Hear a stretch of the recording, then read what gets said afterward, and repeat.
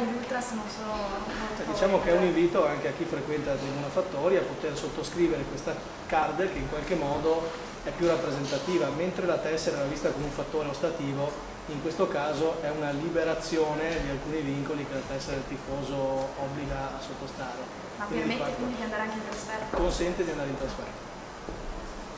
È un po' sulla falsariga di alcune considerazioni che erano state fatte da altre società che hanno concesso in questo senso. Ma tanto per capire cosa avrebbe di diverso tra la tessera del tifoso? Tecnicamente non so dire qual è il cavillo legale, però c'è una differenza tale per cui di fatto non è una vera tessera del tifoso e allo stesso tempo consente di andare in trasferta.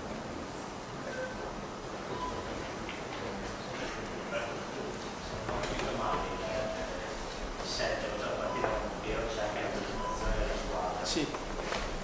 Com'è strutturata la serata? Nel senso, immagino venga prima della partita ovviamente la presentazione, quindi da che ora consigliate alla gente? Il palinsesto non è ancora messo a punto, quindi appena avremo chiare diciamo, il susseguirsi degli eventi e le tempistiche, prontamente sarete informati. Però è chiaro che sarà una kermesse, una festa che avrà come clou la partita di calcio e ovviamente all'interno di questa manifestazione saranno tutta una serie di eventi a completamento. In questo senso mi permetto di dire, anche magari di sottolineare anche l'apporto che cercheremo di avere da alcuni sponsor per organizzare degli eventi proprio durante la serata. Vorremmo che fosse da un lato una festa di sport sicuramente, ma anche un evento per presentare la nuova dirigenza, per presentare la nuova squadra alla città. Quindi ci auguriamo che tutto un contorno che stiamo allestendo, che vi assicuro stiamo lavorandoci molto, possa dare anche dei momenti di festa per tutti. Okay. Quindi se anche qualche sponsor in più fosse sensibile, noi saremmo anche in altro modo contenti. Per quanto riguarda l'amichevole contro il Sydney, ci sarà una conferenza stampa alcuni giorni prima della partita che illustrerà meglio la serata e i vari orari e le info logistiche. Il 5 sicuramente vi confermiamo che è già stata definita la presenza di Alessandro Del Piero qui a Padova, una conferenza stampa di presentazione, però già prima daremo delle informazioni tecniche di tipo logistico, insomma, quindi ci auguriamo che tutto possa essere... Sì, la conferenza sarà al 99,9% al Pedrocchi. Come? Prevediamo tarda mattinata come orario, in modo da poter lasciare anche chi ha degli impegni lavorativi magari al suo lavoro e poi concentrandola verso l'orario di pranzo.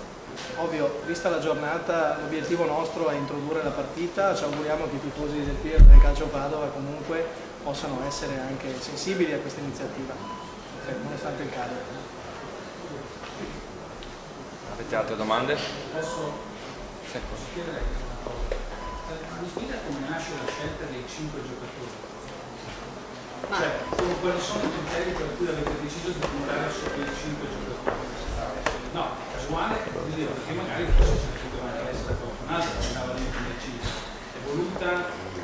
Direi che non ha una sua logica, una sua ratio particolare. Diciamo che ho preso un